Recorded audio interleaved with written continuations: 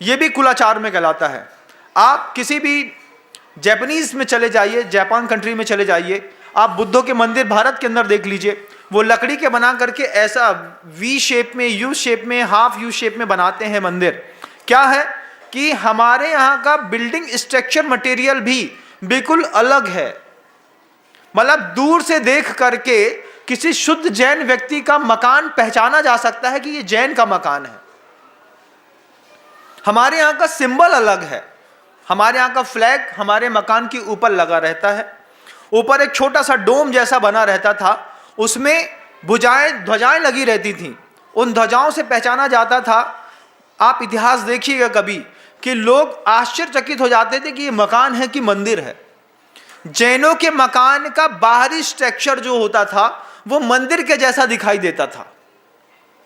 उनके यहाँ का जो दरवाजा होता था, ऐसा नहीं कि कोई भी लाइव स्टाइल का दरवाजा बना दिया है, उस दरवाजे का आर्किटेक्चर इतना जबरदस्त रहता था कि लोगों को भ्रम होता था कि ये मंदिर है कि किसी का मकान है। ऊपर उनके यहाँ भी जैसे आपके मंदिरों के अंदर डोम बने रहते हैं, आप कभी भाग्योदय जाकर के देखिएगा।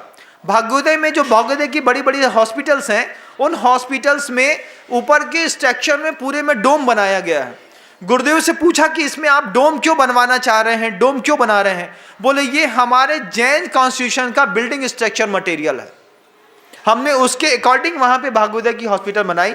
और आज आपको जान के बहुत अच्छी खुशी होगी कि 1.5 लाख पंजाबी और सिंधी प्रत्येक साल में उस भाग्योदय से चैरिटी प्राप्त करके अपने जीवन को समृद्ध करते हैं। हमारे यहाँ का बिल्डिंग स्ट्रक्चर अलग है, हमारे यहाँ की भाषा अलग है, हमारे यहाँ का भोजन अलग है, हमारे यहाँ के कपड़े के पहनने का तरीका अलग है। ये हमारे यहाँ का कुलाचार है। इस कुलाचार का मंदिर से दूर दूर तक कोई संबंध नहीं। आप मंदिर मत आइए, मैं आपको मंदिर नहीं बुलाना चाहता हूं। मैं नहीं कहूंगा आपसे कि आप यहां पर आकर के अभिषेक करिए, शांति धारा करिए, मंदिर निर्माण में सहयोग करिए, मंदिर बनाइए, मत करिए, कोई बात नहीं। आप जीवन में कभी मंदिर मत आइए, कोई बात नहीं। लेकिन आप घर के अंदर रह करके अगर अपने नाम के बगल में जैन टैग लगाते हैं तो घर के अंदर का कॉन्स्टिट्यूशन फिक्स करिए कि हमारे घर के अंदर इस तरीके का कुलाचार का पालन किया जाएगा, वरना तुम्हारे पूरे परिवार का नरक में जाना तय है। एक अजैन व्यक्ति जो जैन कॉन्स्टिट्यूशन को नहीं जानता है वो रात्रि भोजन करे, और एक जैन व्यक्ति जो जानता है कि रात्रि भोजन करना हमारे संविधान में पाप है, ये दोनों एक थाली में बैठ करके रात्रि भोजन करें, एक व्यक्ति को कोई पाप नहीं लगेगा और दूसरा व्यक्ति उस पाप के कारण जो है अपनी गति बिगाड़ लेगा बंधु। क्योंकि तुमको पता है अज्ञान भाव क्या है, मदात प्रमादाद व अनवबुद्ध प्रवर्त्य सा अज्ञान भाव। मद के कारण या प्रमाद के कारण जानते हुए भी जो हम गलतियां करते हैं, इसको आचार्यों ने अज्ञान भाव कहा। आप अपने घर को टटोलिएगा, अपने घर का भोजन, अपने घर की भाषा, अपने घर का कपड़ा, अपने घर का बिल्डिंग स्ट्रक्चर मटेरियल, इससे क्या है, इससे आप पता चलता है कि आप जैन हैं कि अजैन हैं। आपके भोजन की सात्विकता निश्चित करती है कि आप जैन हैं। जैन आदमी है तो फिर कहां कहां खड़ा होकर के बैठ करके नहीं खाएगा, ये जैन खुद निश्चित कर लेता है। कई बच्चे ऐसे होते हैं कि जो बाहर के ठेलों से, बाहर के चाट पकौड़ी से कभी भी अपने आप का मुंह छुड़ा नहीं पाते, उनके लिए भी एक कुलाचार की व्यवस्था बनती है कि नौकर को भेज करके चाट की दुकान से, चाट के ठेले से चाट बुला ली जाती है और उनसे बोला जाता है कि वो चाट खानी है लेकिन वहां खड़े होकर के नहीं, घर के अंदर शांति से बैठ करके खाओ कि कम से कम समाज में, रोड में तुम्हारे जात की बदनामी नहीं होगी। ऐसा भी धर्म होता है बंधु, इसको भी धर्म कहा जाता है। इसके आगे गुरुदेव और कहते हैं कि अपना लाइफ स्टाइल भी आपको डिसाइड करना पड़ता है। लाइफ स्टाइल का भी कुलाचार होता है कि आप वर्क किस तरीके का करेंगे। जैन कुलाचार में क्या चलेगा, जैसे जैन कुलाचार में पेस्टिसाइड का व्यवसाय नहीं किया जाता है, जैन कुलाचार में जूते चप्पल नहीं बेचे जाते हैं, जैन कुलाचार में हिंसात्मक वस्तुओं की व्यवसाय की मनाही की गई है, जूते चप्पल का व्यवसाय जैन कुलाचार में नहीं किया जाता है। ये पता होने के बावजूद अगर हमने कहीं पर सिंगई बूट हाउस खोल लिया, देवड़िया बूट हाउस खोल लिया, देवड़िया पेस्टिसाइड कंपनी खोल ली, उससे क्या होने जा रहा है? भैया महाराज हम यूरिया बेचते हैं, अब यूरिया के साथ अगर पेस्टिसाइड नहीं बेचेंगे तो हमारा धंधा नहीं चलेगा। जैन कुलाचार का पालन करिए। आप मंदिर मत आइए, कोई बात नहीं है, हम आपको जीवन में कभी मंदिर आने की प्रेरणा नहीं देंगे, लेकिन आप अगर धरती पर आए हैं और अपने नाम के बगल में जैन शब्द लगाते हैं तो आपका पहला कर्तव्य बनता है कि आप जैन कुलाचार के वर्किंग पीरियड को अभी अपनाइए, कि आपका काम करने का, धंधा करने का तरीका क्या होगा। ब्याज का धंधा करेंगे, साहूकारी का धंधा करेंगे तो निश्चित करिए कि जैन कुलाचार में जो लीगल ब्याज लिया जाता है बस उतना खाएंगे। 8%, जरूरत पड़ी तो 10%, जुआड़ी को दे दिया तो 20%। तुम्हारे घर के अंदर तुम्हारा भोजन करना मुश्किल पड़ जाएगा, ध्यान रखना। चोरी का पैसा आदमी को भोजन करने नहीं देता बंधु। मैंने देखे हैं ऐसे लोग जो आकर के हमारे पास रो करके बोल के गए, महाराज हम पूरे घर में परेशान हो गए। क्यों? बंबई से एक पूरी परिवार आता था गुरुदेव के पास, आज आता है कि नहीं पाता। बहन को पूरे शरीर में व्हाइट स्पॉट, भाई को स्पॉन्डिलोलाइसिस की प्रॉब्लम, जमीन में बैठ नहीं सकता, कुर्सी में भी नहीं बैठ सकता। मां पैरालाइज्ड घर के अंदर लेटी हुई है, उसको लेट बाथ खुद कराना पड़ता है। पिता की एक आंख पूरी की पूरी टूट के गिर गई और आधा मुंह टूट करके ऐसा हो गया, कैंसर पेशेंट है यहां पे, कैंसर। इतनी बड़ी दुकान चलाते हैं, सुख नाम की एक चीज नहीं है। घर के अंदर जितने लोग हैं सब बीमार हैं, नहीं तो बर्बाद हैं। क्यों? चोरी का पैसा मोरी में, चोरी का पैसा मोरी में, कहावत है, नाली में चला जाता है। अगर आपने जैन कुलाचार के हिसाब से अपने धंधे को व्यवस्थित नहीं किया तो उस धंधे से होने वाली जो आय है वो आपकी समृद्धि का कारण कभी नहीं बनेगी। घर के अंदर आप सामान इकट्ठा कर सकते हैं, लेकिन जैन कुलाचार का पालन नहीं करने पर आप घर के अंदर कभी भी सुख इकट्ठा नहीं कर सकते। बड़े बड़े बंगलों में जाकर के देखिएगा बंधुओं, जब घर के अंदर घर का आदमी गोली जला देता है, फांसी लगा लेता है, जहर खिला देता है, मर्डर करा देता है, उसके पीछे का कारण क्या था? बस यही था कि जिस कुलाचार में पैदा हुए उस कुलाचार के कर्तव्यों का हमने निर्वहन नहीं किया। तुम मंदिर नहीं आते हो, माफ है। तुम भगवान का अभिषेक नहीं करो, माफ है। तुम कभी भी मंदिर में एक भी ईंट दान में नहीं दो, माफ है। लेकिन अगर तुमने घर के अंदर रह करके कुलाचार का पालन नहीं किया, तुमसे बड़ा नीच इस संसार में कोई नहीं है। तुमसे बड़ा नीच नहीं है कोई इस संसार में कि तुम मंदिर भी नहीं आते हो, घर के अंदर कुलाचार का पालन भी नहीं करते हो और अपने नाम के बगल में जैन लगा लेते हो। हाँ महाराज, जैन नहीं लगाए तो भी कैसे काम चले? क्यों? शादी संबंध तो करने हैं ना।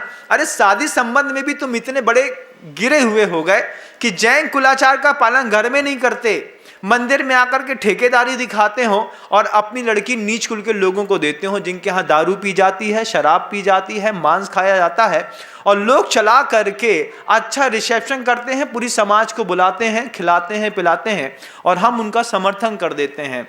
आप धार्मिक नहीं होते कोई बात नहीं थी, आपने कुलाचार की व्यवस्था बिगाड़ करके अपनी पूरी आने वाली जनरेशन के मुंह पर ऐसा जोरदार तमाचा मारा है कि जब ये जनरेशन बड़ी होकर के आपके मुंह में तमाचा मारेगी, आप सहन नहीं कर पाएंगे।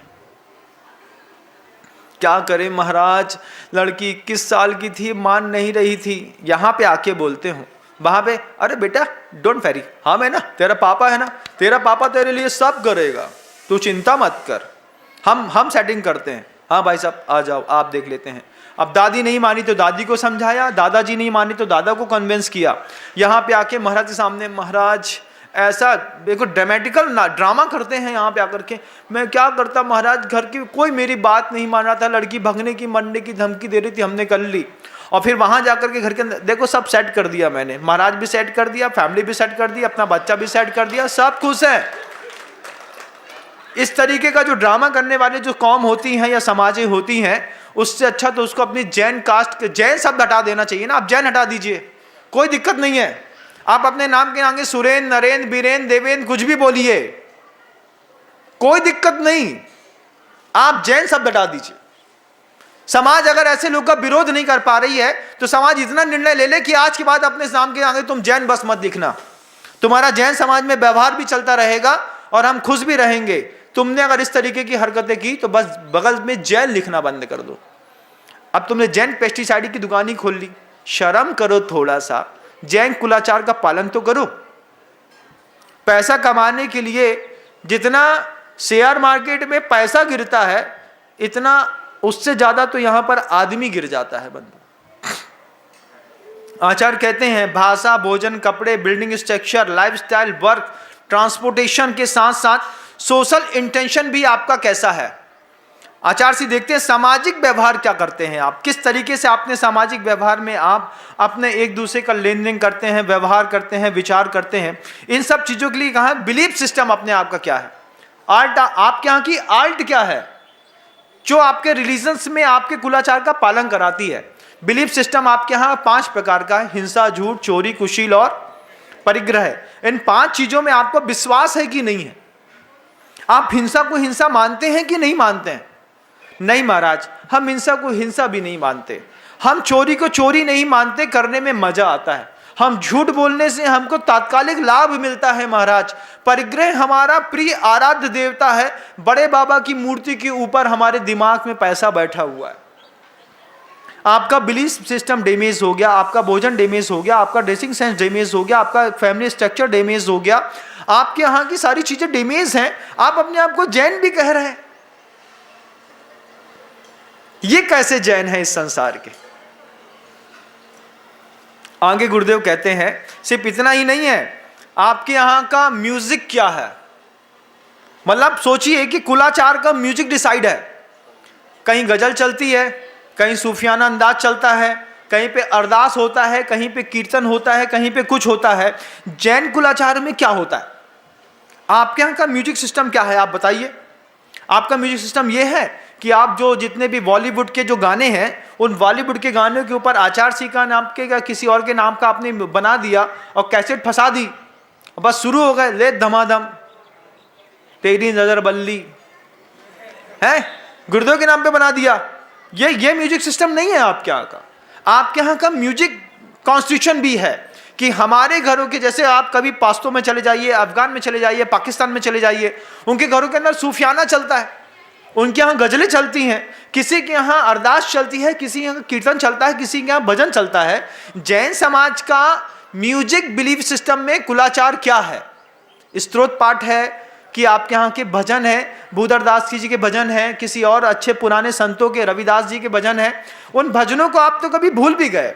गुरुदेव ने स्वयं 12 भजन लिखे हैं बंधुओं अपने जीवन में। गुरुदेव ने बड़े बड़े ग्रंथों की रचना, अनुवाद तो की है, लेकिन भजन भी लिखे हैं, लेकिन आप वो भी भूल गए।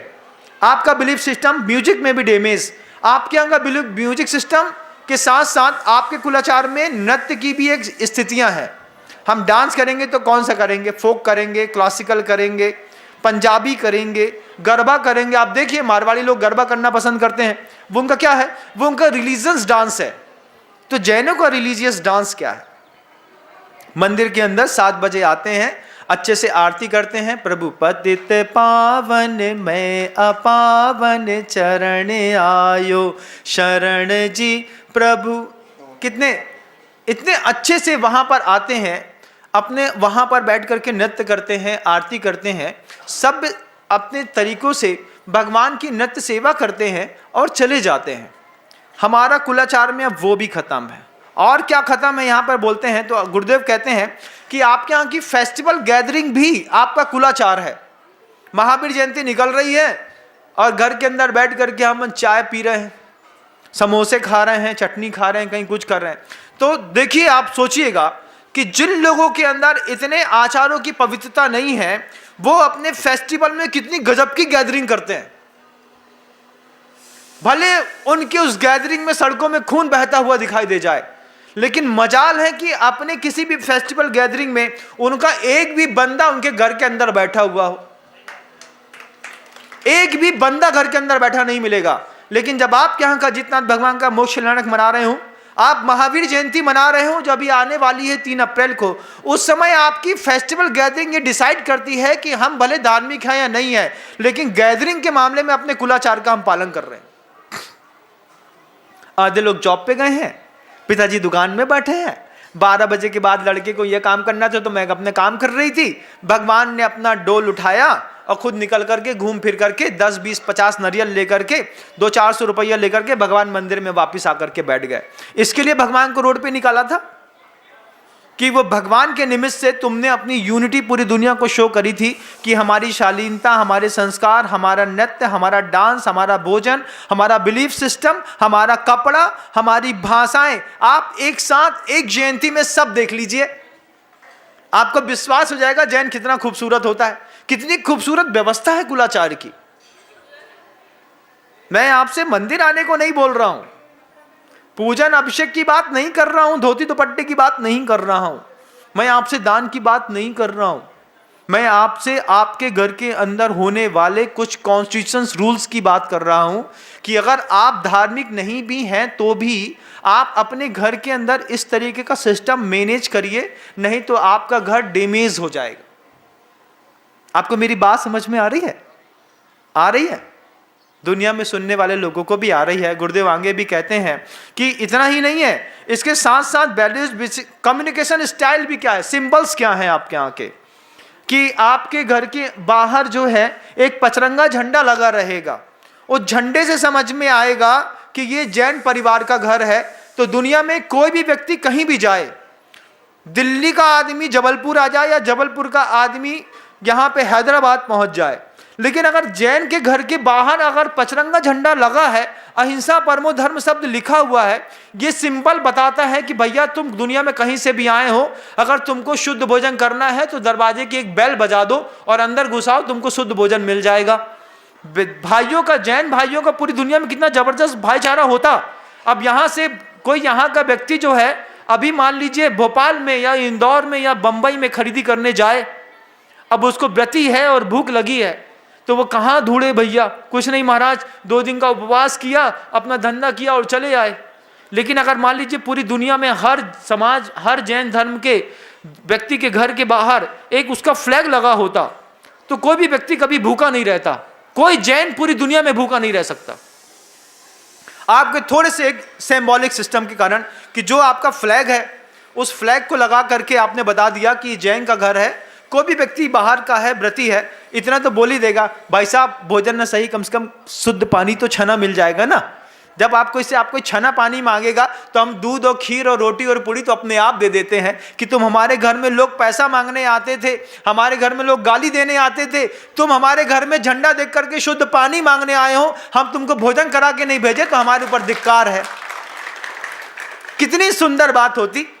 लेकिन हमारे यहाँ हम अपने घर के बाहर जो है अपना फ्लैग नहीं लगाते, वो हमारा सिंबॉलिक सिस्टम है, दूर से दिखाई देता है।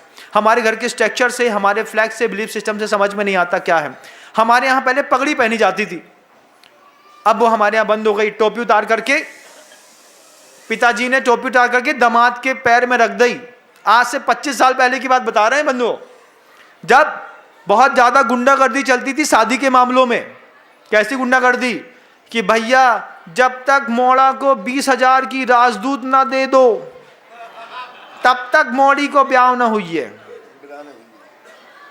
1-1.25 लाख रुपए लगते थे आज से 25 साल पहले अच्छे घर की लड़की की शादी करने में। उसमें डिमांड चलती थी कि राजदूत देनी पड़ेगी। राजदूत क्यों देनी पड़ेगी? क्योंकि राजदूत की खासियत थी कि बिना रोड वाली सड़कों में भी वो बहुत अच्छे से चल जाती थी। आज तो वो खत्म हो गई, लेकिन मैं उस चीज को बताना चाहता हूं कि जब किस तरीके की डिमांड करी जाती थी, तो हमारे घर के दादाजी पिताजी जो होते थे सिर में टोपी और पगड़ी पहनते थे, तो ऐसे टोपी उतार करके रोज रोज दामाद के पैर में रख देते। पैर में रखने का मतलब था मैंने सरेंडर कर दिया, अब मेरे पास इससे ज्यादा देने को कुछ नहीं है।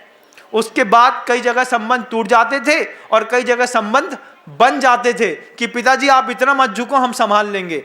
दामाद होशियार रहता था तो खुद ही 50,000 रुपए ससुर को देता था, बोला था आप तो राजदूत खरीद करके रख दो, हम सब सेट कर लेंगे।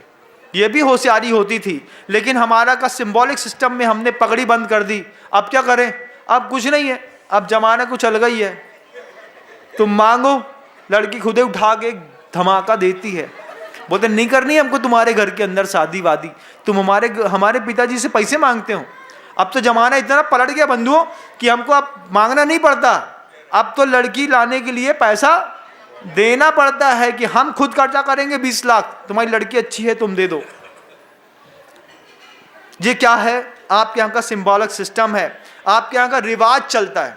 हमारे यहाँ रिवाज क्या है कि किसी भी कीमत में भोजन लिया गया जो हमने थाली में लिया है हम वो छोड़ते नहीं।